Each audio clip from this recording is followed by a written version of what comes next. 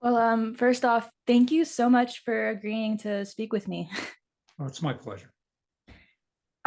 So my name, I'm 21. I've been doing YouTube videos and doing research into basically gay history and trans rights activism for about 2 years now.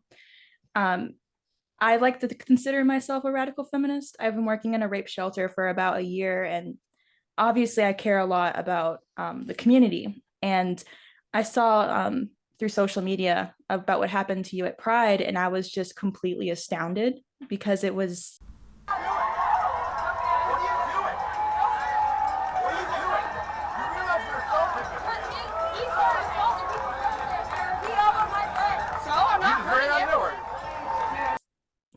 I don't know, even if I ran into, like, my dad's the Trump supporter, so I'm used to dealing with awful people who don't think that I should have rights.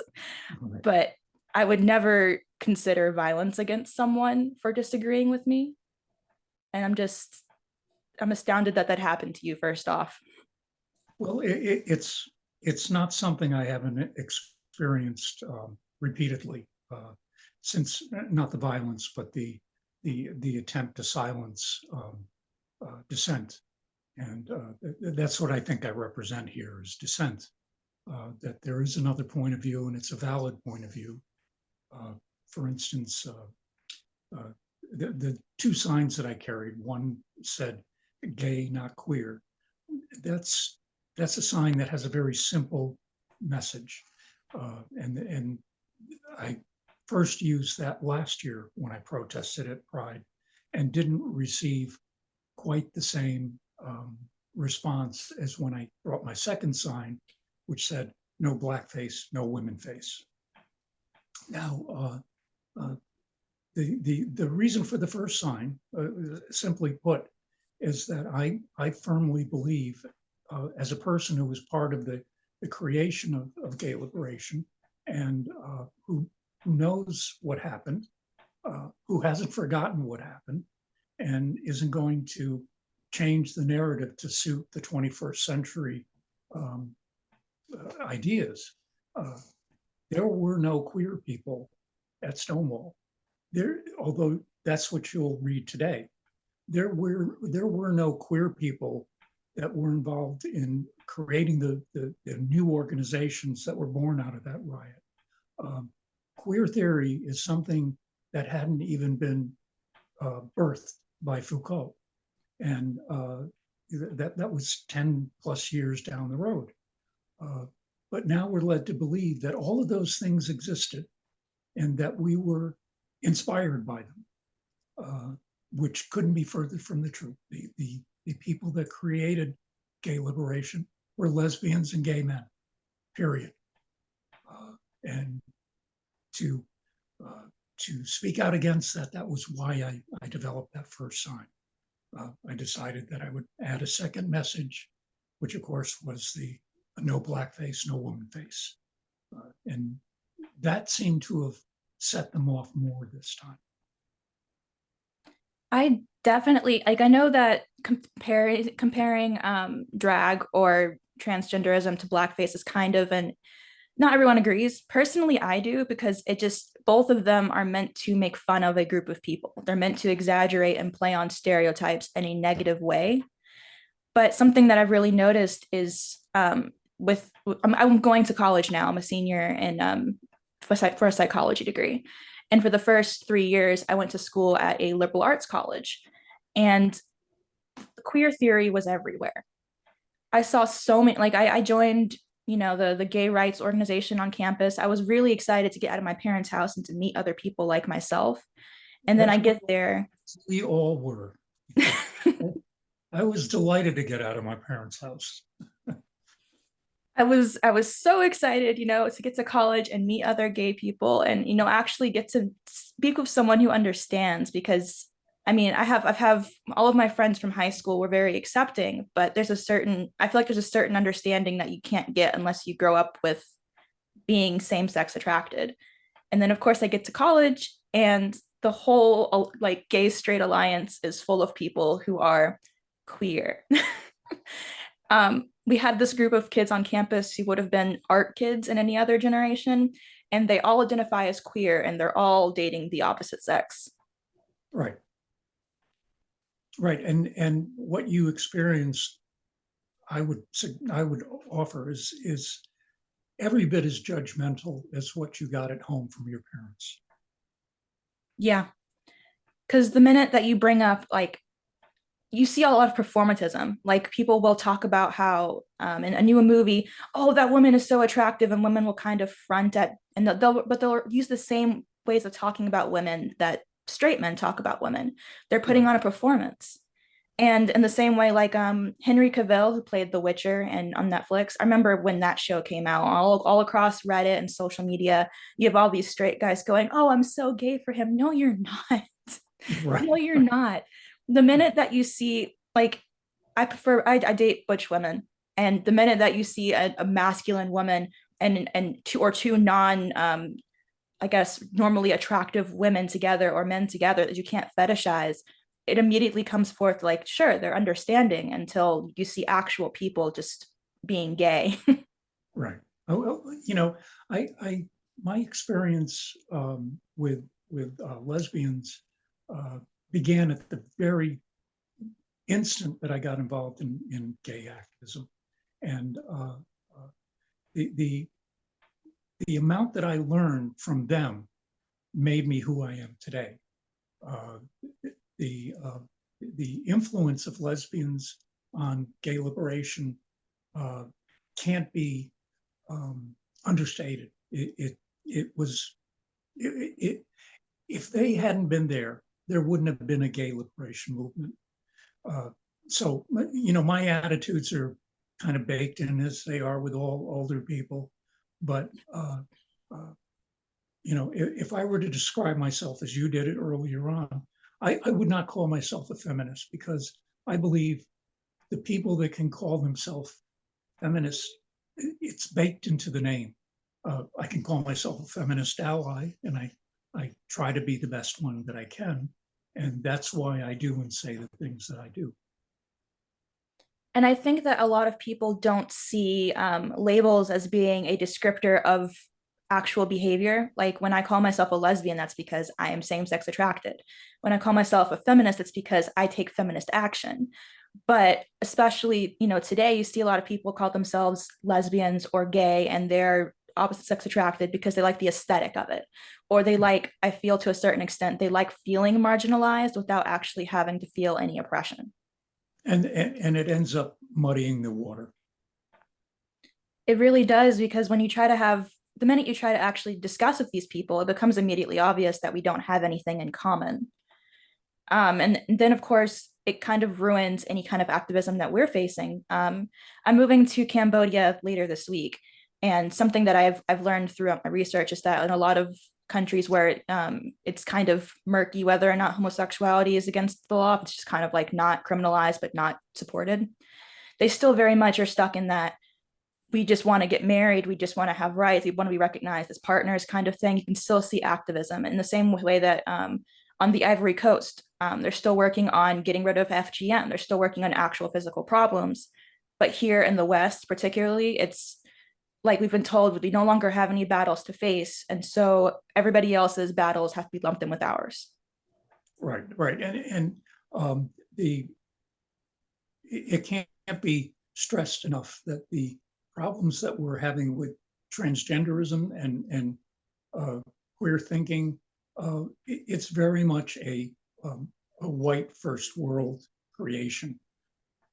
This is not something that people around the world spend their time on. Because they know what's real. They know that same-sex attraction is real. They do have uh, uh, cultural outliers that go by different names, say in India and elsewhere, or Native American populations. But even these people object to the comparison to being trans. I always love how people try to use that example of, well, what about two-spirit people? Well, Becky, you're white and you're from Middle Georgia. I assure you that a culture that you have no part in does not validate you identifying as non-binary. Those are two very different things. And the same way that they like to use clownfish biology as a way to support sex transitioning. I hate to break it to you, but we're not fish. Right, right, right. And the makeup of the fish genetically is entirely different than ours. We can't change our genetic makeup.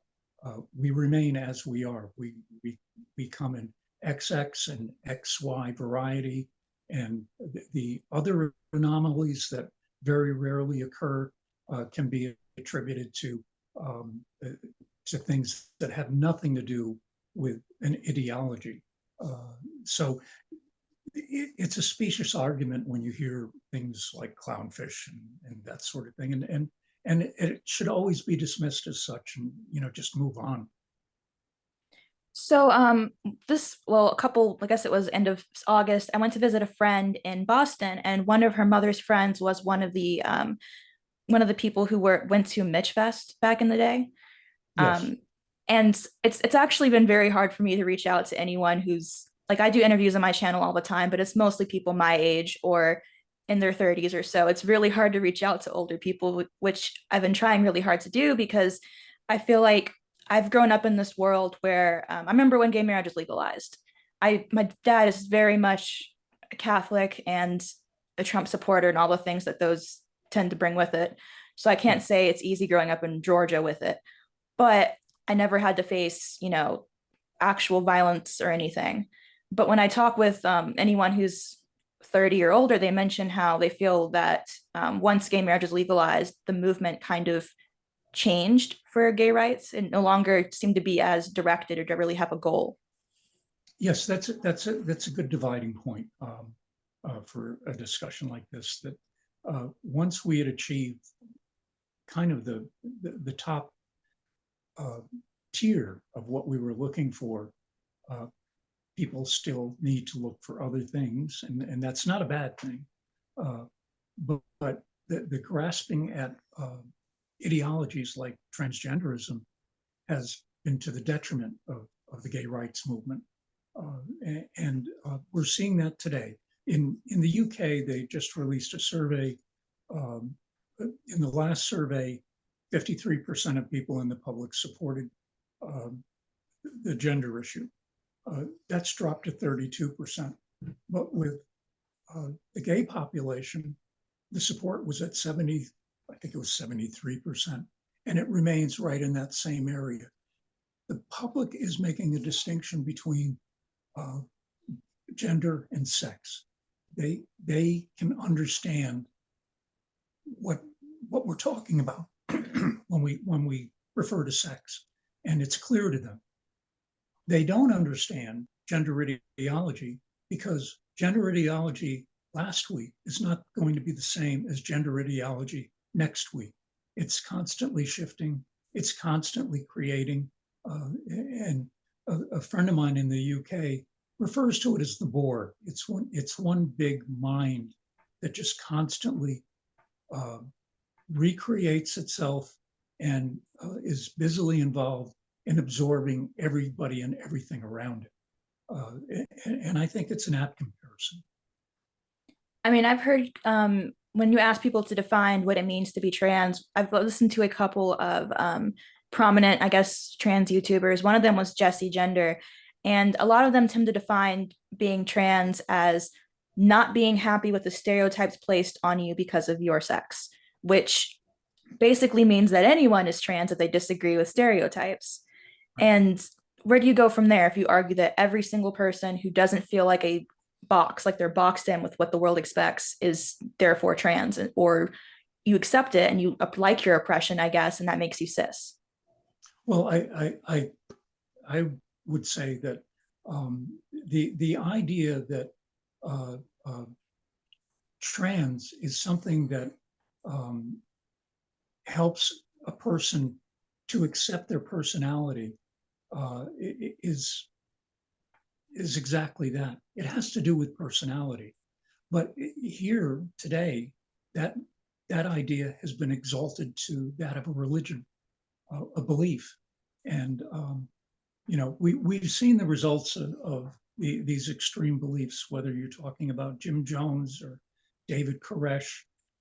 People need to follow what the leader says, and transgenderism has all the markings of a cult.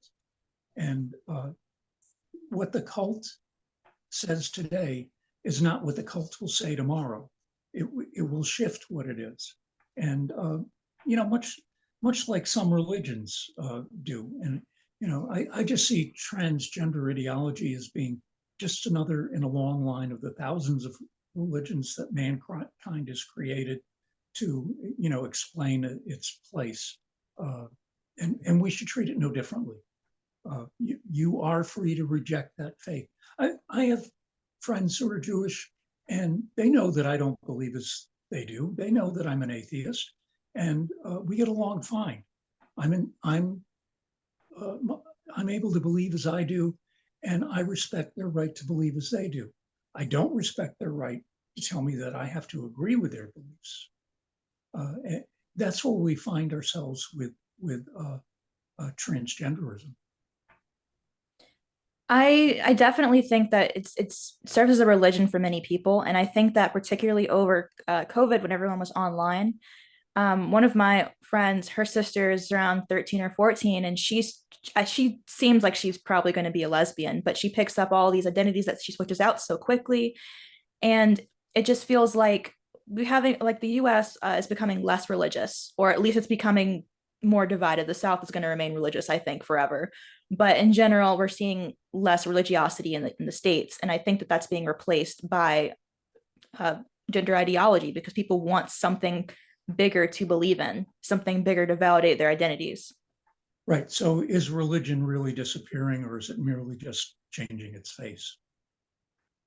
Yeah, I mean, one of the worst. I think we got I don't want to froze. say that that I have it worse than it used to be. When you couldn't hold hands on the street, but I just feel like it's less of a community nowadays than it used to be. Do you think that the community has?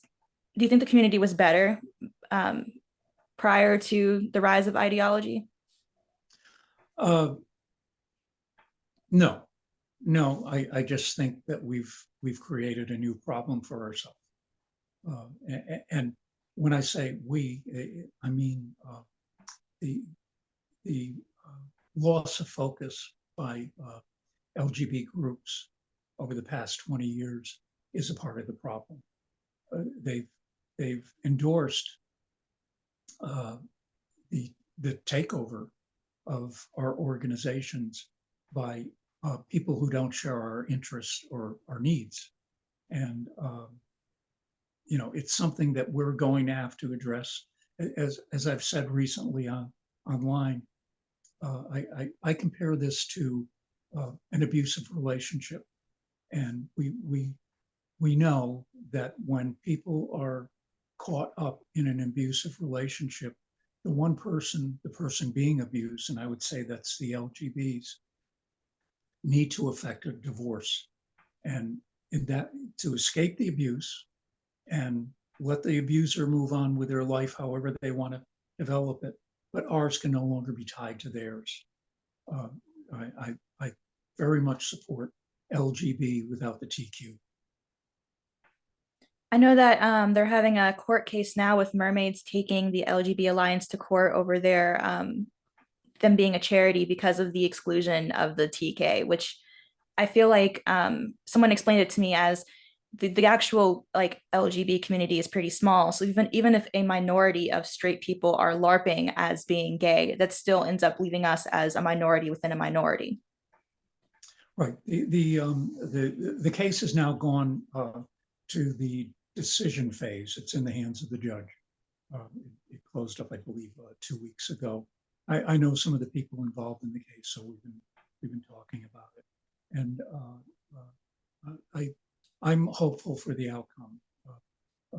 If if the decision is consistent with British law, um, the the, uh, Mermaids group, and I should remind everybody here that the group that brought this case against LGB Alliance is the first charity to bring such a case against another charity. They see LGB Alliance as a threat, whereas LGB Alliance is simply stating that they are there to represent the interests of LGBT people and to provide services to them. The Mermaids group can't have that. It diminishes their control, the control that I've talked about in the abusive relationship, and they want to force us to stay married. And one way to do that is to strip any power away from us. Again, the comparisons to an abusive relationship abound in this case.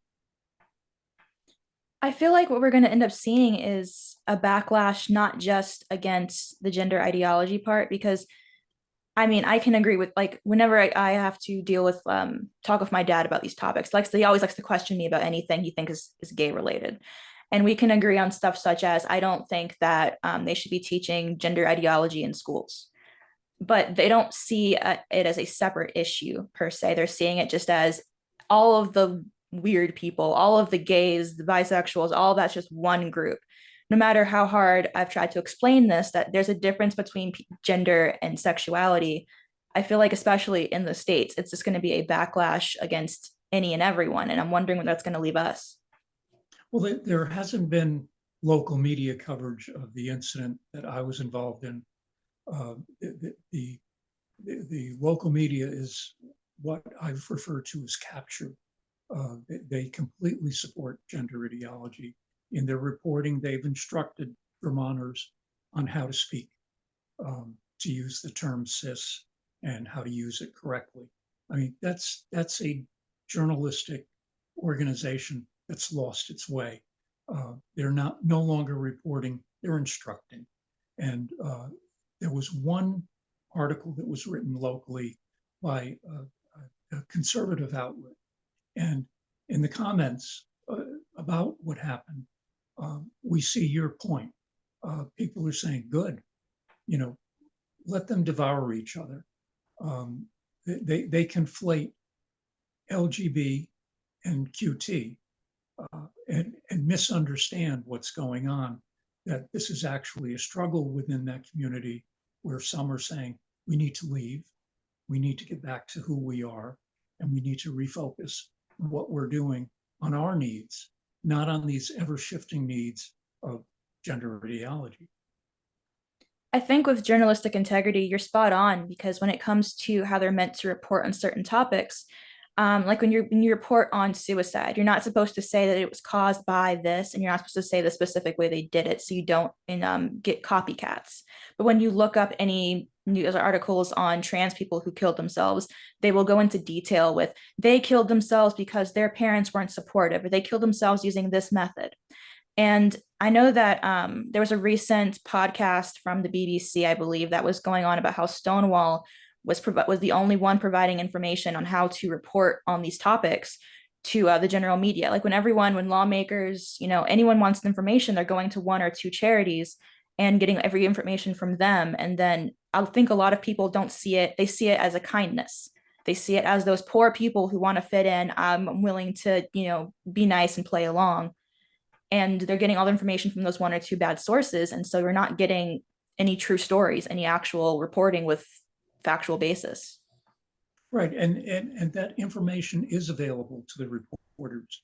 Uh, Stonewall, oh gosh, it must be 6 or 7 years ago, when they made the decision to shift away from LGBT activism to gender activism, their CEO was quoted as saying, when we made our decision, we knew that there would be losers, and we thought, so be it. So these facts of how this came to be are all available to journalists, but nobody does the deep digging anymore in their reporting. They accept what they're handed. They're basically just reporting press releases. And I see that even more so with the academic side of research. There was a survey or a census or something that recorded that like, oh, something like 40% of Generation Z is LGBTQ plus. But then when they Yes. actually go in further and they look at who actually has same-sex attraction, it's the numbers that are the same for every previous generation.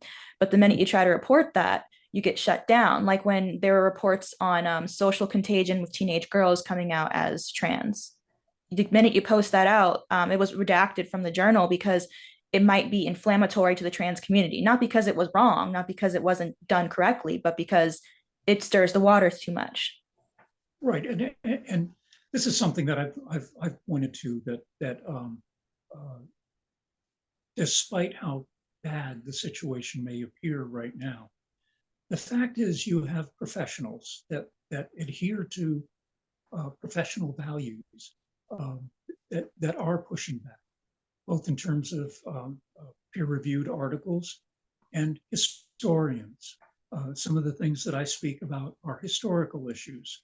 And as you know, the narrative today is that trans women of color created Stonewall and created the first Pride March. And nothing could be further from the truth.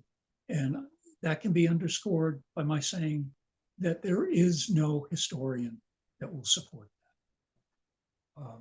There are people online that call themselves historians, but they have no credentials, they have no publications, and unfortunately, young people are all too willing to follow some of these online sources and accept their representations as being professional and credential when they are not. I've seen people even admit that reporting it as a drag queen started Stonewall, started the riots. They always bring it up as well, even if that's not true. It's better to present it like it is the truth because it serves our purposes more. So it's not even Yeah. just that people don't know or that they're just jumping on the bandwagon. Some people really do know, and they just think it's a better way to paint the story. And that's not a new thing. The historian David Carter, who passed away a couple of years ago, when he was writing the book Stonewall, which really is if you read any book about the topic of Stonewall, that is the book to read. It's the most historically fact-based book out there. Even he was solicited by someone who certainly knew better, someone that I knew, to include Marsha Johnson, Malcolm Michaels, as the person that was the catalyst for the riots. So that attempt to rewrite in favor of a narrative has been there for decades, really. Going back to when transgenderism first became more well known back in the 90s. And, even saying that Marsha Johnson was transgender is untrue. Marsha Johnson never described his gender as being transgender. He said he was a gay man into drag. He was a sex worker. Marsha Johnson was also incapable of doing the things that people said that he did. He was severely mentally ill. He was committed on numerous occasions to Bellevue Hospital. He was arrested more than 100 times, according to him. And when he was arrested, he was not arrested as Marsha Johnson. He was arrested under his real name, which he maintained to the end of his life, Malcolm Michaels. So the attempt to change the narrative has been going on for some time. And I expect it to continue into the future. It's part of the reason why I became involved in this discussion. I've been living a very quiet, retired life here in Vermont, and was invited around the 50th anniversary of Stonewall to an event in Paris. The hook to the group for me was the fact that I'm French American and hold dual citizenship. So they focused in on me. when I went there, I heard stories about what I knew that didn't mesh at all. And these were accepted as fact. Uh, so that was part of what got me to come out of retirement, as I like to put it, and start to say some of the things that need to be said. And that's when I entered the discussion and stated firmly, Marsha Johnson had nothing to do with it, and we can show why. And historians confirmed what I was saying. That whole change started to come around in 2019. And that's what you're hearing now when people say, well, maybe it didn't happen that way, but it's a good story. Let's keep telling it. Um, and that'll continue into the future. But that story has now uh, met its end, really. It can't be pushed forward and have any sort of credibility because there are no facts to back it up. The facts run contrary to it. I think part of it is that because there are less people to argue against and say, hey, I was there, that's not what happened, they think that they can get away with rewriting history more easily because, as they say, the victor writes history. But I mean, they do that with so many aspects of history. Even with, like, most recently, they have this play for Joan of Arc, I Joan, and they're presenting her as being a non-binary individual, which Right. I think is frankly just reckless because it doesn't even take into account the context of her time period. It serves today's culture basically, which is so blatantly obvious that it annoys me that no one else is really seeing it. Well, the transing of the dead is something that's been going on. Uh, I fully expect when I'm gone that you'll hear something about me. Uh, uh, One person put it to me online saying that my positions was proof of my internalized, unresolved gender dysphoria. Uh, I've never had any confusion about who I am, and I'll remain a man. Uh, you'll be able to check my bones after I'm gone, and you'll know that I was a man, because some things are true and immutable, but the tendency to want to make a history is ingrained in some groups, and transgenderism is representative of that. That's why Joan of Arc can be turned into a non-binary character. Um, Joan of Arc was treated the way she was because she was a woman. That's why she was burned at the stake, not because she was non-binary. That's true. And I just feel like whenever it comes to admitting that females are oppressed, they immediately try to say that, nope, it was for any other reason than the fact that they were female. Right, right, right. No, the facts are there. And I mean, in general, I feel like not only has, trans ideology really impacted the gay rights movement, but the, feminist movement, because postmodernism, I think it's a totally bonkers, it's Yeah. just completely crazy to me. But somehow, um, a form of academia that you wouldn't expect to be accepted by a wider audience has impacted society as a whole. That's why we have that liberal feminist view of nothing you do really matters to, the class you're in. Class consciousness isn't even a thing anymore. That's why people accept all that stuff like, oh, sex work is work uncritically without even thinking about, Right. are you sure? Especially when they present it with conjoined with trans stuff. I've noticed that people tend to I don't know, they tend to view prostitution as perfectly fine and totally supportable, and they even view it to an extent as being a part of trans culture.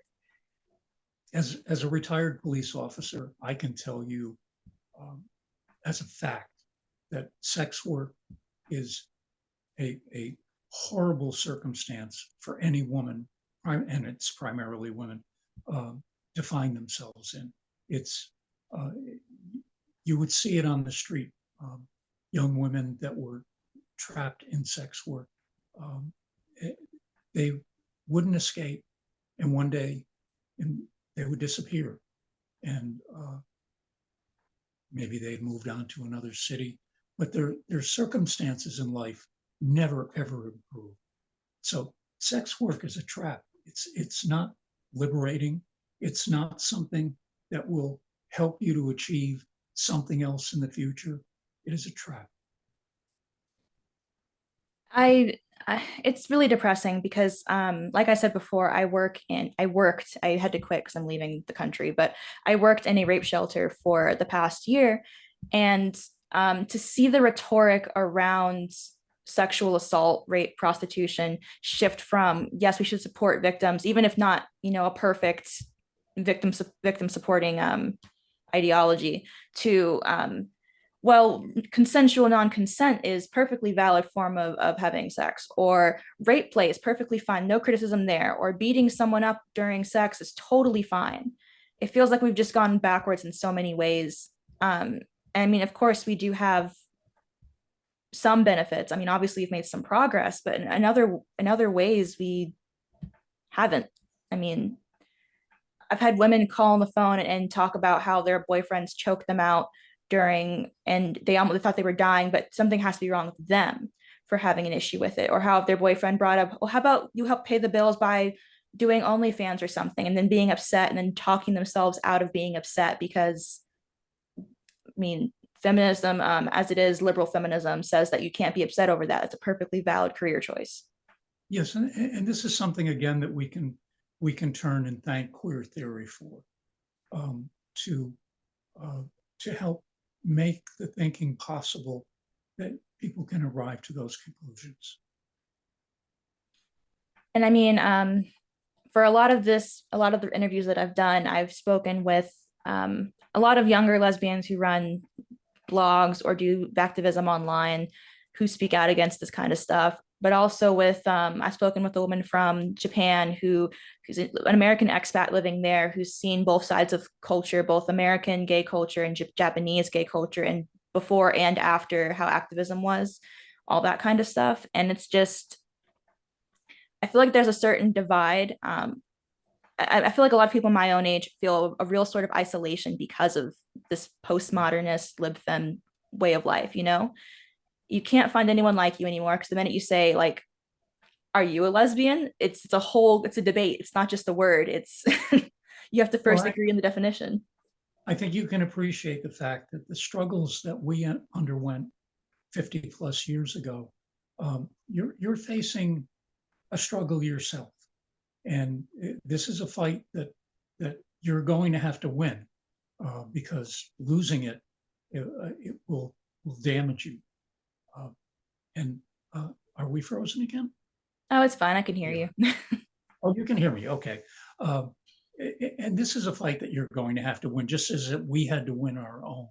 But uh, I want you to know that you have generations before you that support you. I'm It's one thing that I am really happy for, is that in a lot of movements I feel like there is a generational divide. Part of that, I think, is just because my age, we're so online that if the older generation is not an internet savvy person, that can be a big issue. And then also, it's how do you meet people in your community when there's not really a community anymore. I'm from Atlanta. I went to Pride one time because it was 2019, so pre-COVID, and I went through all the stands and I was so excited. I had like a lesbian flag as like a cape, and I was so hyped. And then I get down there and you see a bunch of corporate stands. Uber supports gay people, yay. And then I saw a couple stands for churches that were like, we're not homophobic, and there was nothing. I was so excited to find like a community group or something. I mean, I was like, there has to be like a Dykes on Bikes or something here, right? Like there has to be something, and there was nothing. We didn't have floats in our first march. We didn't have corporate sponsorship. If there was a corporate sponsor to point to, it was our bookshop, because we paid things out of our till, um, to help this start. But our expenses were minuscule compared to the kind of money that is being spent today, and the kind of money that's being brought in by corporations, to influence the event. So I'm one of those people that objects to Pride today, as it is, with a reliance on corporation, the floats and contingents. Our march was open to everyone. you could walk into the march from wherever you are. You know, if our march came by your neighborhood, you could just step out your door and be in the march. Uh, that isn't so true today. In some cases, there are barricades up to keep people back, and if they try to cross into the march, they'll be arrested. So Yeah. we'd like to see it go back to what it was. Uh, Granted, it's a different time, and the crowds are much larger, but I think the work can be done to restore its original intent, which was to be a march for all the people and not for the corporations. Because on one hand, it's nice to know that corporations have hedged their bets and decided that it's more beneficial to support us than to be silent or go against us. I am in no way saying that's not a good thing, because I mean there are plenty of countries where that's still not an option. But it's just, it feels very much like a circus to an extent. I went that one time and I went by myself because I didn't really know anyone else. And there was a Kesha concert, free concert. They were selling like special seats for people who wanted to pay extra. But because of the Kesha performance there, a lot of people who were there were just fans of Kesha. Like walking down the street, I was horrible at flirting at 18. I was horrible. I had like a whole bunch of pickup lines that I'd memorized. I don't know why I thought that would work. And I'd go across and I'd like see a girl wearing like the lesbian flag pin or something, and I'd shoot my shot. And at least half the times they were like, "Oh no, I'm just here. I'm an ally. I'm here." Why are you wearing the flag then if you're an ally? Exactly, and I don't think, while it's well intended what some of people are doing, that we have to discourage them from coming to Pride. I think they can tone it down a little bit and just be themselves, being an ally, not adopting our symbols as theirs. That's where part of the fuzziness has come in, and again, something we can thank queer theory for. Especially with post COVID, there's been this, a lot of people will call themselves sapphic online. They've redefined lesbian to be non-man attracted to non-man, which it's Yeah, really funny to me how it's they're only doing that with lesbian, the one thing that does not center men in any way, shape, or form, still right. found a way to center guys. And so many people they'll go online and post all these cute things of, oh, I want to hold hands and have picnics. And then again, the minute that you bring up, no, I would like to have a wife, I would like to get married and then spend the rest of my days with one woman. And they just have this look of like, oh my God, you mean like actual homosexuality? Right. The real deal. Yeah, right. And it's pretty similar to especially with dating. I feel like my generation, like I said, we do a lot of online stuff, so online dating is pretty much how you meet people. If you try to talk to people on the street, they will think that you're crazy. If you try to tell someone, hey, I think you're cute, can I get your number, they're like, oh my God, are you trying to rob me? Right. um so going online, I've had a lot of issues with going on dates with bi women who either weren't actually bi, they just kind of wanted a friend, or they would wait until date 3 or 4 to be like, I actually have a boyfriend as well. Right. Right. We didn't have those complications in my day. So uh, on that, I think uh, you still have a ways to go. Uh, how to end that, I don't know. Uh, but I'm glad I didn't have to go through it. Well, I think part of it is that there's a conflation of, because queer means weird or strange, and they conflate anything that's weird or strange or not cis heteronormative as being gay. And so you have people who will use any label they feel like they like the vibes of bisexual or lesbian or gay, they'll use it because they like the way it sounds.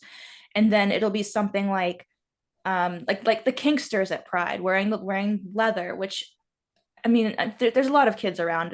It's a parade, or the what's it called? Poly people who want to date multiple people. It's because it's so transgressive for a dude to have several girlfriends. Right. Yeah. The focus on fetishism has diminished pride.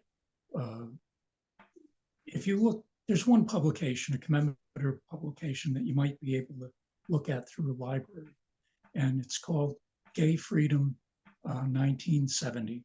And the photographer who I knew was George DeSantis, and he had a publication called QQ Publishing, originally Queen's Quarterly, but they shortened it down to QQ. And if you can, get a hold of that and just look at the pictures, and you'll see there were no fetish groups. There were no drag queens. I mean, there are thousands of faces to look at, and you'll see none of that in the march. The march was made up of, people like you and me. Well, maybe not as old as me, but people like yourself. And it really bears looking back at to see what Pride was. There were marriage equality signs.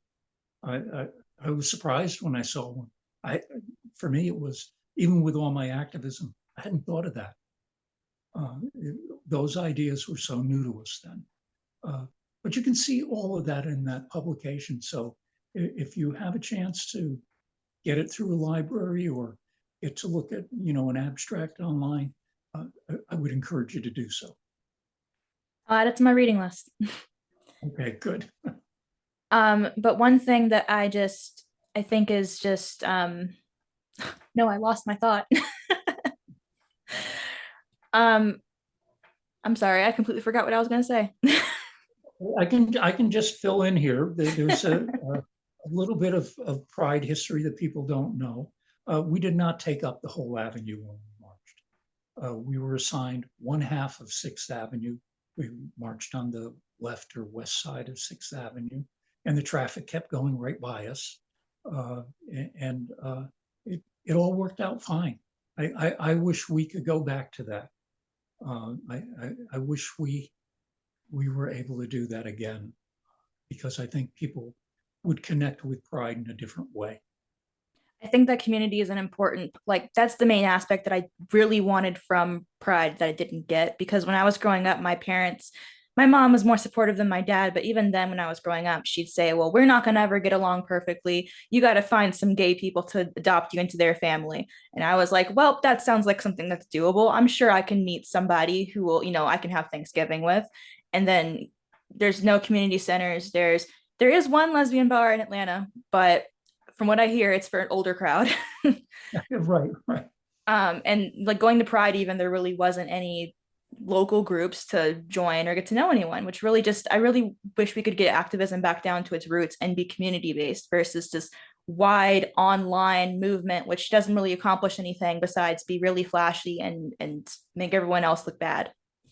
Right. And if the same thing had happened back then, 50 years ago, if gay bars and lesbian bars had been taken over by straight people, we would have stopped going too. It's part of the demise of the bar culture in our country, and that's happening not as dramatically, but it is happening around the world, in Europe, in the first world. I don't know where you're going in Cambodia, if they have gay bars, maybe they do. But I would suspect if they do, it's somewhat more like what we had as opposed to what you experience here now in the US. Yeah, I'm going to the capital city, and I was told that there are quite a few gay bars there. The capitals tend to be the most accepting. So I'm going to be doing teaching English for a while. I plan on staying in capitals. And they say that the butch femme scene is still very strong there. That's way more traditional. And Yeah. I feel like I was in Czechia this summer for a study abroad session. And I went to one gay bar because I was super excited. A couple girls in my group claimed that they were bisexual. And I was like, okay, cool, let's all go to let's go to the bar. And we get there and it was all straight couples and then two gay couples, like gay male couples in the corner. And then there was one woman who I was like, ah, yes, a lesbian. And I said, hey, do you want to dance? And she said, that's my wife. And I was like, oh, congrats. We can go home now, guys. Yeah, right. Yeah, and it's a shame because that opportunity for sharing a common culture has really been eliminated here. And I think even people who just want to have and who just want to have a normal life, basically, like when you go online, they seem to they say cis gays or cis lesbians, and that basically gives them the free pass to be as homophobic as they want. And Right. then when because of queer theory, people who just want to like, and I was raised in the South. I can't say that marriage is the best institution, but in my life, I would like to marry a woman and we can adopt a dog. And that is my life goal. Like it's not that complicated, but because my goals are simple, I don't want to be this transgressive, dye my hair all the colors, wear fetish gear in public kind of person. They criticize you for not being, you're not actually queer enough, so you don't get to be in the movement anymore. The cis gays and cis lesbians who just want to live their lives, they're no longer allowed in the movement because they're not queer enough. That's right. That's right. And that's what I've been speaking out about. The fact that the gay movement is no longer a gay or lesbian movement. It's this other thing that bears no relationship to my life, and I need what we had, and you need what we had. I mean, one thing that I plan on traveling for a while. I want to do teaching English in as many countries as possible because it's the easiest way to get a visa. But I really want to see how things are different outside of the States because Right. from what I grew up in the South, I really hadn't left like the Southeast until this year. And even just going to P Town, I went to visit a friend up there. So different. It's just so different. I mean, even here, like people don't stare as often as they used to if you're holding the hand of someone of the same sex. People aren't rude in the city, but it's still a completely different culture there. And then in Czechia, it's a different culture. And I was in Paris for about a week for my birthday this year, which was interesting. And I wasn't able to track down any gay bars there because I was terrified of public transport. No. But I imagine that the culture there is at least somewhat different than it is here because even in countries like Spain, I interviewed someone from Spain a while ago, and she mentioned how they're still able to point out to speak freely about sex-based oppression. Like they're like here, you say sex-based oppression is real or homosexuality is same-sex attracted, and you're immediately shut down as being a bigot. But in Spain, at the very least, you can still openly speak about that. Right. Right. And you mentioned Provincetown. I lived there for a few years after uh, retirement from policing, and so I became involved in the local government scene. I didn't run for office. I worked with the town manager and chaired a number of boards and committees uh, that had to do with issues that I had some skills in and also that I had interest in, from policing matters to hate crimes, developing harbor regulations, which is probably boring to everybody but me. Um, but those things I was able to do in retirement in a community that I felt very comfortable in. I don't think that I would feel comfortable in Provincetown any longer. Uh, I was there just before the money poured in, and I left as the money was coming in, and I'm glad I made that decision because I would just be so many people. If they do own a home in Provincetown, they're trapped in their surroundings. They can't make a change because they can't afford the change. Uh, so the Provincetown scene has been taken from us. I was only there for about an afternoon, but I noticed that there was a couple of drag queens walking around on the streets advertising the shows they had later that night. Everywhere had the flag up, which personally, I mean, it's nice to see a show of support, I would say, but it's just that I feel like it's become such a over commercialized, image that it doesn't like ring true with me anymore. I prefer the Labrys flag for for lesbians. But if another woman's wearing the Labrys, then I know that she's probably an actual lesbian. Right, right. But She knows with what it is. Yeah, yes, and I feel like in general, just the iconography that we had, I mean, I can't complain that like they took away like flannel from us or anything, obviously, but stuff like the flag being used any and everywhere that it's just kind of oversaturated and lost its meaning. yeah, Yeah, I flew the flag for many years. There was a story done on me on local television because I lived in a large brick house in the center of our village and always flew the flag. So it was quite well known that there was a gay man living in a small Vermont village and was proud of his existence. And so they did a story on that.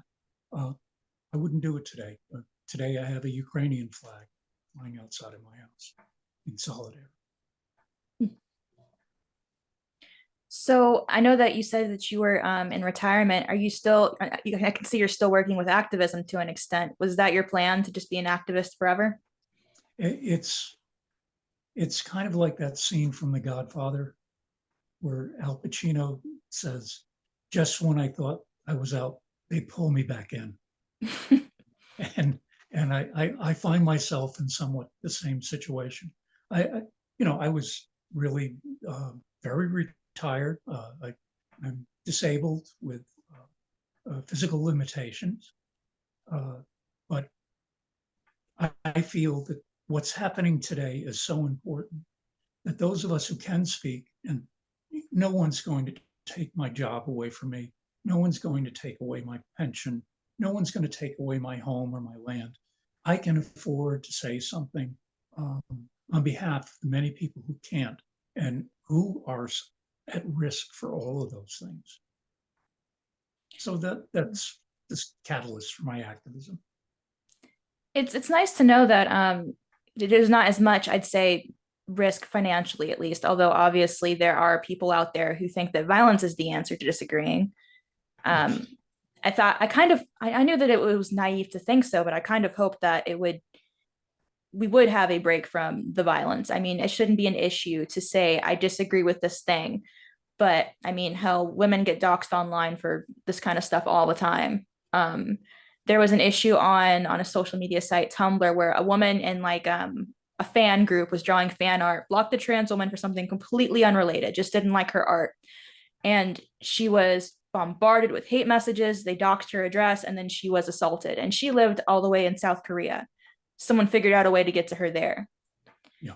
And it feels like a lot of people, most of my interviews are voice only because a lot of people are afraid of putting a face to anything. I mean, I've even been questioned, why do you put your face out there? Well, that's my fault. I was too late. I started as a cartoon review channel. So it's too late for me, but there's an inherent risk to putting and like to actually standing by your words nowadays. I feel like there's a lot of people who silently support, what we do, that silently support, yes, I don't think that gender ideology is right, but I'm not going to risk my job or my friends or my standing to say so.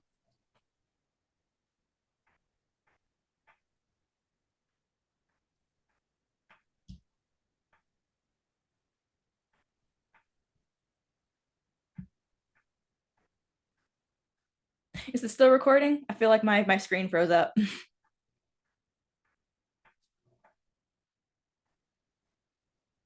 There we are. Um, uh, you were saying about people and support. I, in my experience here with this event, I've received many hundreds, probably in the thousands now, of communications from people online, uh, through my email. They find my email. I've gotten calls at my home. People somehow track me down, and there are so many young people like you out there. Um, and again, I can count the bad calls and messages on, now it's up to two hands, but they've been minuscule in number. It's people like yourself who know that there can be something better for them and want to see it happen, and they're supportive of what I did. When they had finally pushed me down at the end of the event, uh, and I had some assistance getting up, and someone gave me my cane, and got back to my feet. I looked and I could see that the last of the parade had passed. Well, my demonstration was over from my perspective. So I turned and I walked away, and the crowd began cheering at my leaving. they didn't understand what had happened. They didn't understand what I was doing, either before or as I was leaving, because they couldn't understand. Uh, they are people without honor, and that's what we're up against, and we will prevail.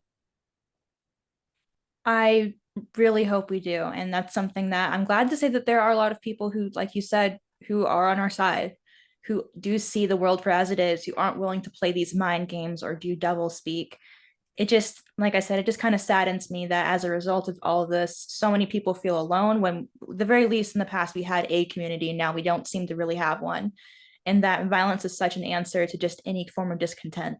I mean, I can have a calm discussion with someone I disagree with, someone who thinks that I shouldn't have the right to live or be married or any of that stuff, and I can still have a calm discussion. That's right. But I feel like a lot of them don't even see that as an option. It's it comes down to the minute that you question the ideology at all, it becomes immediately apparent how flimsy it is, and so you can't have any kind of questioning.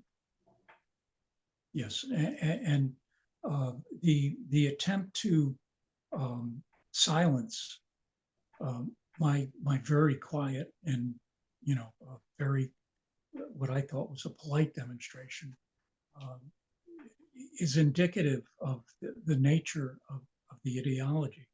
Uh, they will brook no disagreement. They've used the term no debate, um, and that's not healthy for a free society. Uh, we we still have rights in that society as people who don't subscribe to the ideology. And it's something that I'll continue to fight for. It's something that astounds me that holding up a sign is considered worse than leaving bottles of pee on the steps of an organization they disagree with. Like I've seen some, or nailing a dead rat to a rape shelter. Like that's Right. perfectly fine and That's acceptable. But right. holding a sign, Right. And getting funding taken from that center, that was somehow an accomplishment to be proud of. Uh, I'm very familiar with that situation. and that's one of the reasons why I decided to start working with a rape shelter, is just because I saw that happen and I was like, oh my god, that is insane to me.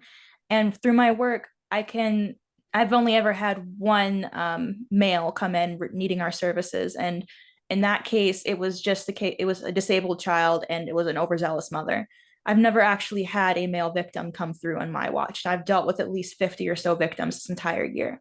And so when people like to argue, like, oh, it's discriminatory to have a female only center, it's a problem that faces mostly females. But also, if you don't like that something doesn't include you, then make your own space. You wouldn't come into any other group. You wouldn't come into a Black Lives Matter Black only group and say, I need to have a space here. They know Right. better. The minute that it becomes an issue of being LGB, then suddenly it's you have to accept everyone. When I first spoke to the people at the LGBT Alliance, coming up on 3 years ago, uh, I spoke to Bev Jackson, and I had told her what I had been doing as far as studying and reading about everything that had been going on that I hadn't been paying attention to.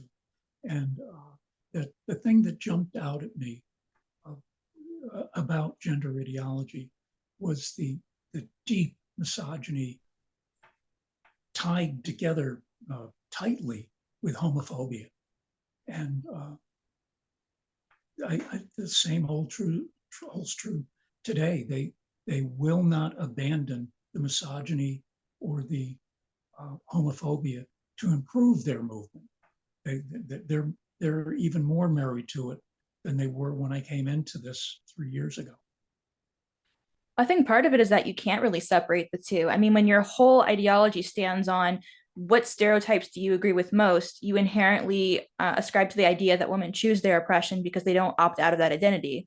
And then you're continuing to support regressive stereotypes that adds to the disillusionment so many women feel from their womanhood because of how hypersexual society is. It's why we have all these other strange identities like demisexual or asexual, which, to be honest, that's not wanting to have casual sex with everyone, is a perfectly normal form of human sexuality. You don't need to have an identity for that unless you're trying to ignore any type of discussion on that topic. Right, right. It's the ideology is based on a lie, and it's advanced with more lies. Uh, the, One of these people that I told you about earlier, a person who claims to be a historian, he claimed in an online piece to have discovered where my partner, Craig Rodwell, had observed the Stonewall riots from. And he included pictures and, this elaborate description of what really happened. It took moments to tear down what he said, because while he was taking pictures from a stoop on Grove Street, and claiming that was the place, I was able to show pictures from the time to show that the view across the park didn't exist when we were there. So everything that he was claiming could not possibly have happened because of the trees that grew in the park at the time.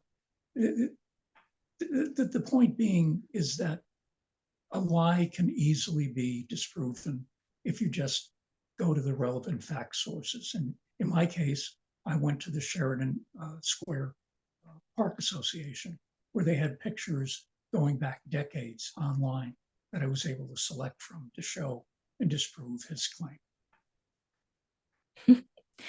And I really do think that despite being pretty easy to poke holes in all of these explanations that they give, it's easier to blindly accept what people say, because again, if you Yeah. question anything, you're the devil, and people turn on you so quickly. Margaret Atwood, Jamila Al-Jamil, pretty much anyone who is still an ally but brings up a point they disagree with will in an instant be turned on for even having the slightest bit of hesitance in believing what someone else tells them to believe. Right. And what happened to me has shocked a lot of people, that the reaction can be so virulent and violent. As J.K. Rowling said when she saw what happened, she and I used to follow each other on Twitter, and so we kind of know each other in that vague social media way. But she said that given what had happened in Brighton with the attack on the women trying to meet there, and the attack on me where I was beaten down on the street, that the violence is not a bug. It's a feature of this authoritarian movement.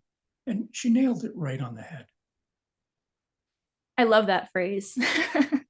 I use it all the time when I'm discussing this stuff because it's honestly true. Like it's not that it's a bug that they're tearing down the gay rights movement or women's liberation. That's the point. Right, right. It's just like I said, it's frustrating, but it's I'm really glad that out of this, at least, I mean, you got a great showing of support, and I'm really glad I got to speak with you, because it's been really hard tracking down anyone older than 30 to talk to about this kind of stuff. Yeah, well, I'm definitely over 30. Whenever I talk to anyone about, I tried to do an interview when I was and I was in P Town, and every time I try to talk to someone, mind you, I have like a full sleeve of tattoos. I turned 21 in August. I'm such a grown up. Every time I try to talk to anyone, they'd be like, "Oh my God, you're a child. You're so young." Yeah, but we were all there, so uh, it's not an issue for me. I can tell you that. I know your experience. It's it's just been very nice to, at the very least, make contact with other people who see the world, as it is, because it's not even like from a perspective. It's just, if you look at the world objectively, this is what it is. Right. And it's been very nice to be able to speak with people who can agree, or even just like, I know that not every stance that I have is everyone's take, but to be able to have arguments or debates without resorting to violence has been incredible, especially with the radical feminist community and with, I guess, what remains of the gay liberation movement. Yeah. Yeah. I Um, don't think that the gay liberation movement is quite over yet. yeah, I'd hope not. Personally, I want to. I'm going, like I said, I'm going to Cambodia. I really want to see what their scene is like.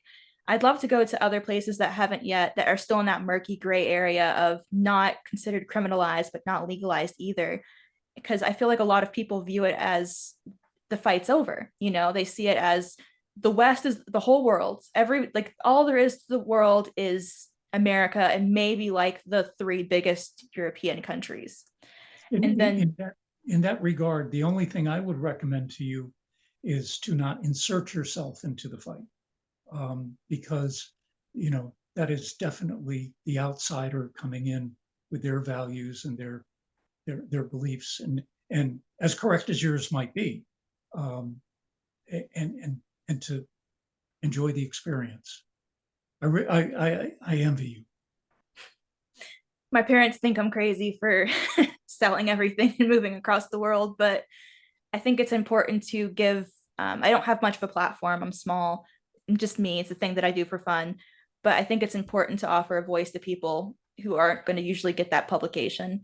For example, with the current protests in Iran, it's not my battle. I don't want to speak over or lead that battle. But as an ally, you can always bring more attention to it or report on it so that people can also see and That's support that. fine. Yes, that's fine. Yeah, and you will never regret this. No matter what happens, even if some bad things happen, you won't regret having made the decision to go forward like this. I envy you. And I hope to I haven't had a chance to visit any of the history stuff in the States, but I do hope to one day do a road trip of all of the historical places in the US where the gay movement and the women's liberation movement had their landmarks. Yeah, Um, you'll be able to see a statue of a person who wasn't at Stonewall, put there by a straight governor. that, of course. Well, I don't want to keep you on forever because I've had your time for about an hour, but again, thank you so much for agreeing to speak with me. I'm sure that you're busy with all the other people clamoring for interviews. Well, it's been my pleasure, and I really do wish you a very good trip. Thank you. And I hope you have a nice rest of your day. Thank you. Bye bye. Bye.